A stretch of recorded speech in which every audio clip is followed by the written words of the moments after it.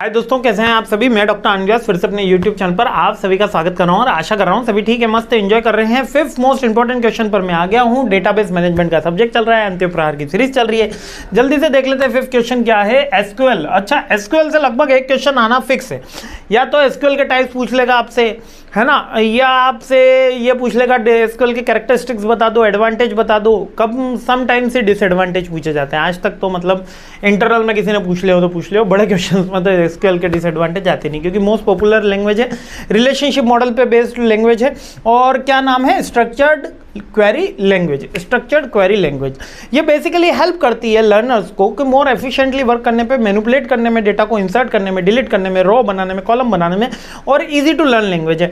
इसमें एक और हेल्प होती है लर्नर को, वो ये होती है कि ये हम इसको बता सकते हैं कि हमको किस तरीके का डेटा सेट क्रिएट करना है, हमको किस तरीके का पॉइंट्स क्रिएट करने हैं। हम जब इसमें कमांड देंगे तो ये हमको बता पाएगी कि किस तरीके के डेटा सेट से आपको किस तरीके का रिजल्ट देखने को मिलेगा। मीन्स कि अगर मैं चाहता हूं कि मेरे को 500 यूजर्स का डेटा सेट क्रिएट करना है और इसके थ्रू मैं 5 एलिमेंट्स के ऊपर रिजल्ट चाहता हूं, तो SQL is the one of the language which help us to enhance our structured, enhance our कह सकते हो, एनहांस आवर आउटपुट कह सकते हो, एनहांस आवर स्ट्रक्चर्ड आउटपुट कह सकते हो, है ना।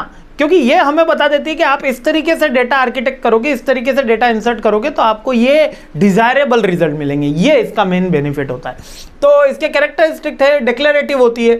Declarative step by steps instruction दिए हुए होते हैं। SQL is declarative, so you tell SQL what data you want to achieve and the database management system figure out how to execute query efficiently।